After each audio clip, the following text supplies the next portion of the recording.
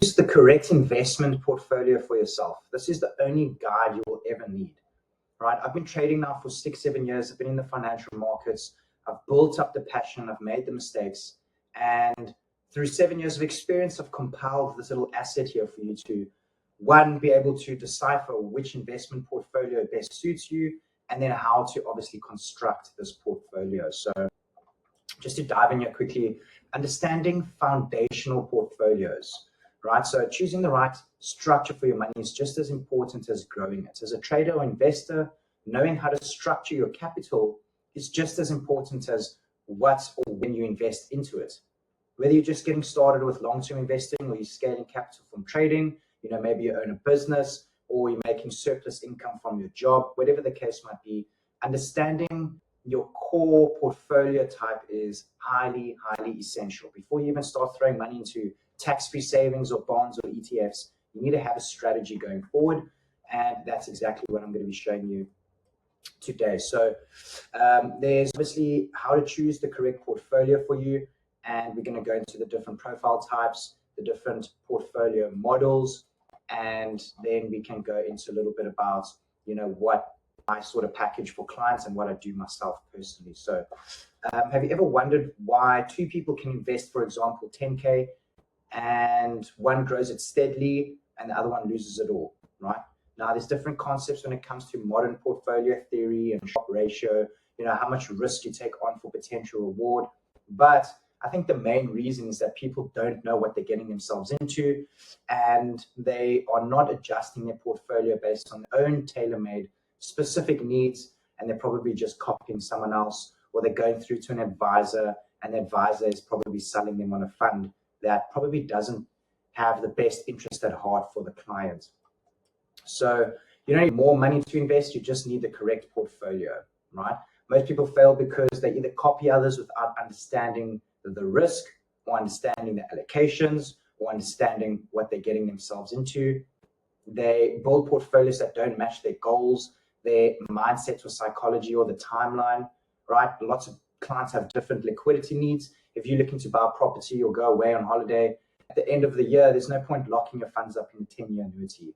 It just doesn't make sense, right? So they confuse day trading also with wealth building. Now, we obviously run an educational firm for finance, long-term and day trading.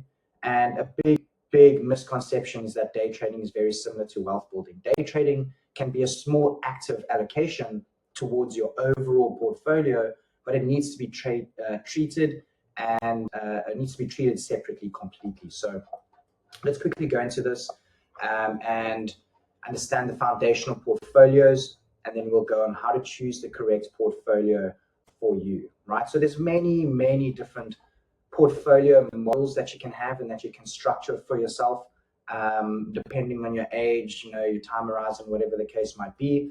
But just out of my experience, the couple basic ones to understand, your core and satellite portfolio. Your core, being your majority, and then you have a couple satellites. For example, over here, we've got a core, whether it be maybe the S&P 500, you can have an allocation towards there, and then you'll have small satellite portfolios, maybe a couple AI tech stocks, or a couple certain sector plays that you're going for on the individual side. So you'll have a basket company holding maybe 50, 60, 70% of the portfolio, and then you have small satellite plays, which would be like your individual stocks, your Tesla, Amazon, Facebook, whatever the case might be. Then, a very famous one that I like to talk about quite often is Ray Dalio's all-weather portfolio.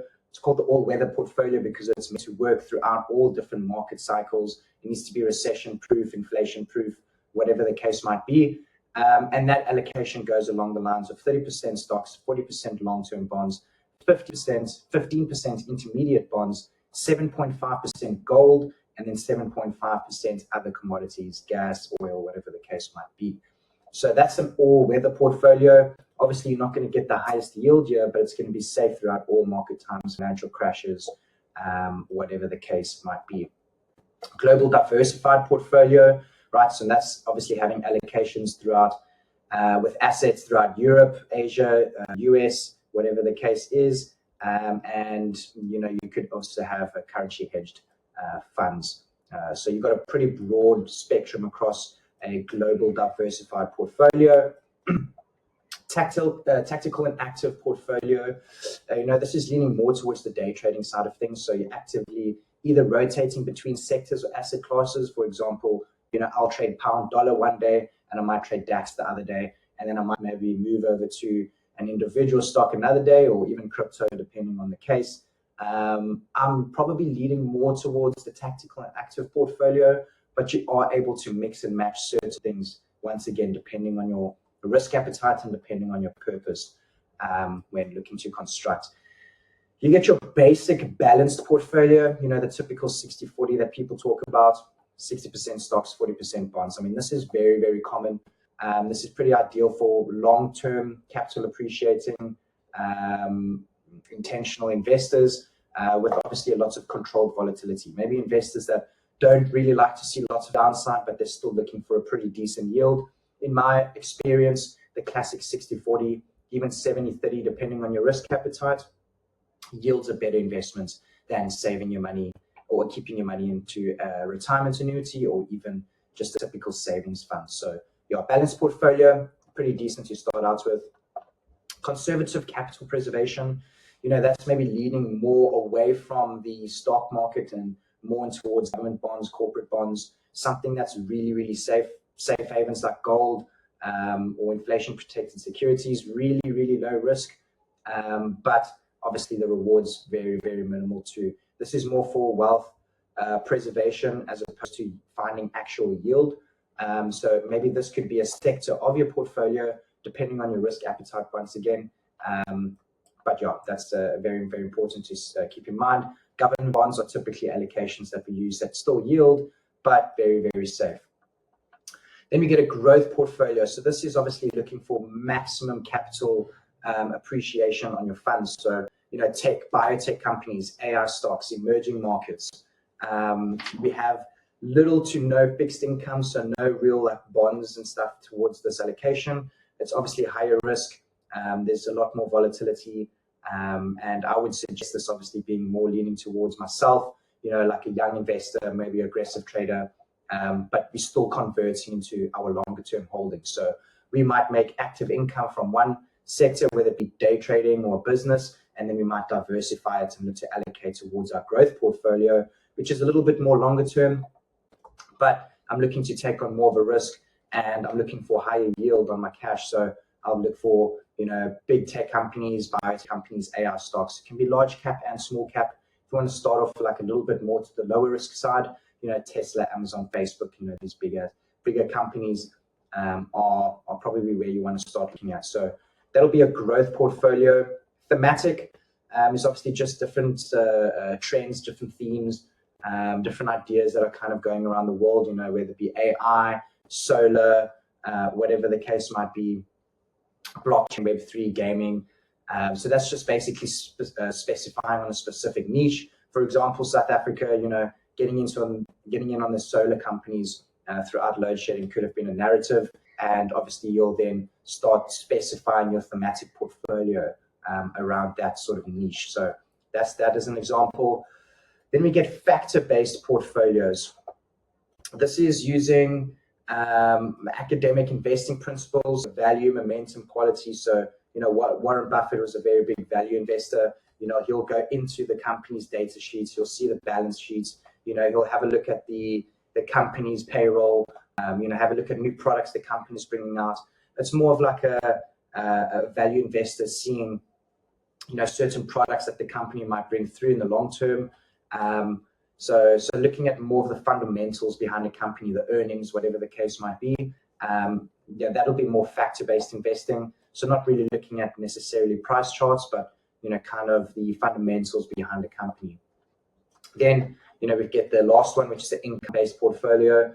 This is more looking towards, dividend-paying stocks. So high dividend-paying stocks, a covered call ETFs, bonds that pay a dividend, which you can find on SA ETFs or Satrix or whatever the case might be. And REITs, which is real estate investment trusts, which is quite a cool concept. So you don't actually need to own a piece of property yourself. You don't have to put a massive down payment down to get an allocation in property. You can buy it through something called a REIT, And then the rental income, you obviously get a small piece of that rental income. So that's very, very cool. So now the big question is, which portfolio best suits you and how to construct a portfolio based on your tailor-made needs, right? So just out of how to choose a basic portfolio, the first thing you have to say is, what is your risk tolerance? Do you prefer slow and steady growth with minimal drawdown? Are you more of a medium term where you can tolerate ups and downs, but you still have that longer term strong outlook? Or you have a higher risk appetite where you're comfortable in taking higher risks and you're obviously looking for more of a bigger return. Beg your pardon. So then the next thing is, how involved do you want to be when managing this portfolio? That's another thing that people tend to look past is how much rebalancing and allocating do you need to be doing and monitoring when it comes to your portfolio, right? So, if it's more passive, that's like a set and forget sort of strategy where, you buy, you allocate, and you kind of just forget about it for the next couple of months or a year. That's more like your ETFs and your index investing. And you get semi-active, which is more like, okay, cool, well, I might allocate here for the long term, but if this doesn't perform within the next 2-3 months, or if it does perform within the next 2-3 months, I can then start looking to take out profits and then start rebalancing my portfolio. That'll take a bit more active work, but obviously it's still fairly hands-off. Then you get more active, which is obviously managing positions on a monthly, weekly, or even a daily basis, like myself, where I'll have my active day trading portfolio, then I've got my longer term, but even my longer term I'm watching, I'm monitoring, but I'll do my rebalancing even once a month, once every second month, depending on conditions. So how involved do you want to be is massive. Then what is your time horizon? Short term, in less than a year, upwards of 3 years is still fairly short, I would say. And then you get the medium, which is 3 to 5 years. Moderate risk, but focusing on that longer term growth and not too much volatility in between. For example, like if you were buying BTC now just above 93 and now it's back into all-time highs at 100, that could either be one strategy, where it's more long-term, you're looking to cash out and rebalance, or, you can look to simply just hodl it for the next 5 years. So you're not worried about BTC at all-time highs. You are paying attention to the longer-term narrative. So you're only going to be looking at your portfolio, every other year or quarter, whatever it is, but you're not going to be touching it for the next 5 years. So you're not worried really about a market crash or whatever the case might be, or certain cycles. Then obviously the main reason, what is your primary goal in terms of you actually setting out a portfolio for yourself? Do you want a more of a balanced approach where it's a mix of like safety but also growth? Maybe you're tired of keeping your money into a bank and you don't really know what to do with the money, or you're more of like you have sort of funds where maybe your savings is taken care of, but you're looking for more of a higher yield. You're looking to generate alpha and you're looking to build wealth a bit more aggressively. Or maybe you don't want to take a more fixed approach, more of a longer term approach, but you maybe want to see the results fairly soon, and then you're not maybe worried about on price volatility, but you're focusing more on dividends. So for example, you'll then run and look at more dividend paying stocks that can pay you like a monthly income, right? You might need a lot more money, but that is very possible. Or just preservation, or speculative and active, which is more dynamic. I'm a little bit, I would say, of everything, but obviously my allocations now towards more speculative and active, growth, and then obviously my savings and my net worth I want to kind of keep towards more of a balance and very much safe, but I'm still looking to earn a bit of a yield and keep the money flowing. Money's not making money when it's stagnant. You need to keep money moving, and that's the name of the game. So that's how you choose the right portfolio for yourself. Then what we can do is we can go into the profile types now. If you're more of like a beginner investor, just out of the portfolios that we've kind of set out here, I would probably choose the core satellite, right? Anywhere between the core satellite and like a balanced portfolio, that's pretty decent. That classic 60-40 is a pretty good start. or maybe just allocating towards the S&P 500, and then maybe having one or two satellite investments like Tesla, Amazon, Facebook, whatever the case might be. So that's more of like the beginner side. It's easy to understand, it's lower risk, and you're fairly flexible too. If you're busy reinvesting surplus income like every month, I think, of course, satellite still works, but maybe I would go more towards a growth portfolio, right? Where, you're looking to allocate a little bit more aggressively, you're looking for more of a yield, and I can take a bit more risk. I can look at these smaller biotech companies that have high yield, that are really cheap, or AI stocks, or whatever the case might be. Then obviously, freedom seekers, anywhere between, if you're 20 to 30 years old, I would say between growth portfolio, global, and thematic is usually pretty good.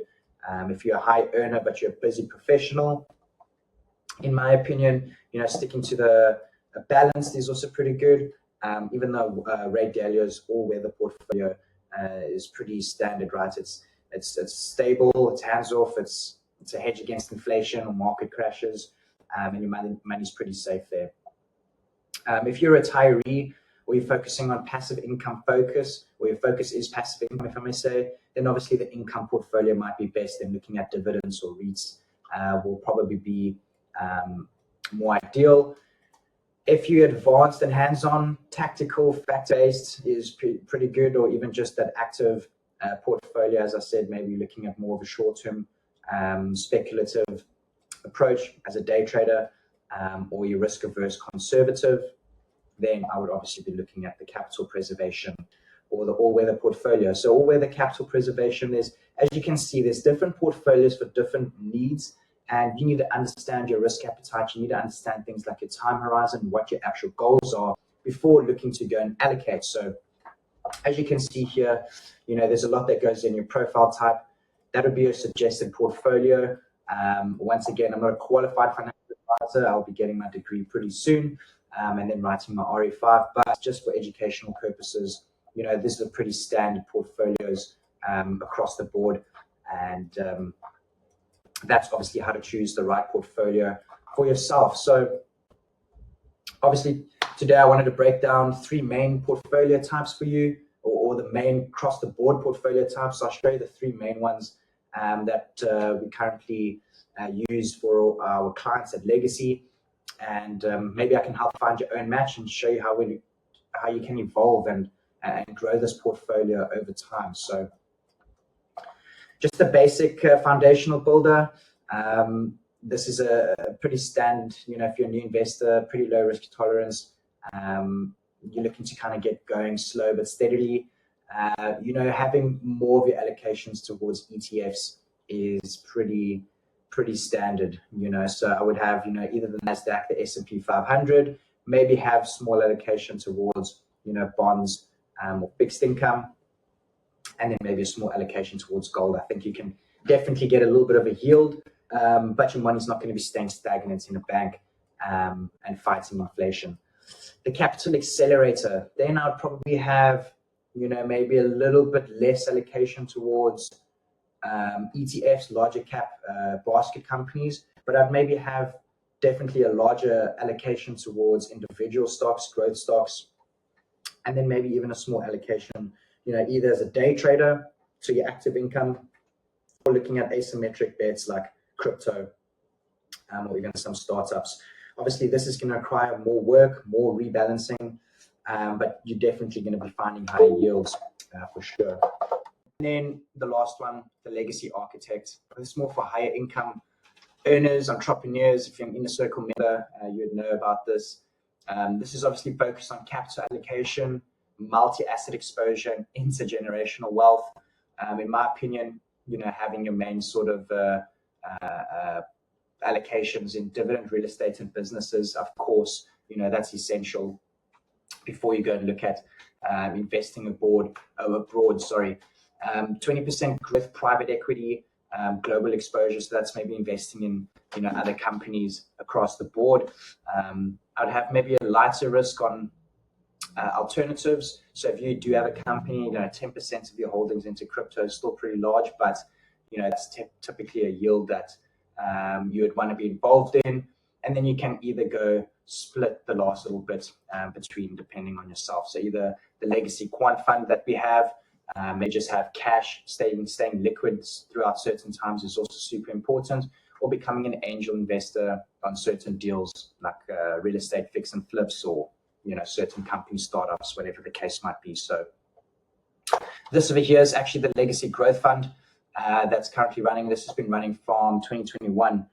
It's obviously live track record verified, and it's been doing fairly well. So 15% on the year. This is developers that we've been working with over the course of a couple of years, and we eventually brought it to the market. So if you guys are looking for a specific allocation, we do not manage funds. I'm not a financial advisor. I'm not allowed to accept funds due to the FSCA regulations. However, with copy trading, I can set you up. So if you guys are interested, please book a call down below. This is also kind of the allocations. It's currency, leveraged currency and gold exposure. To be honest, I just don't find that you see any sort of products like this out in the market. You go to any institution, any advisory firm to ask for leveraged exposure towards the currency market or gold is little to none. So it's a pretty cool product.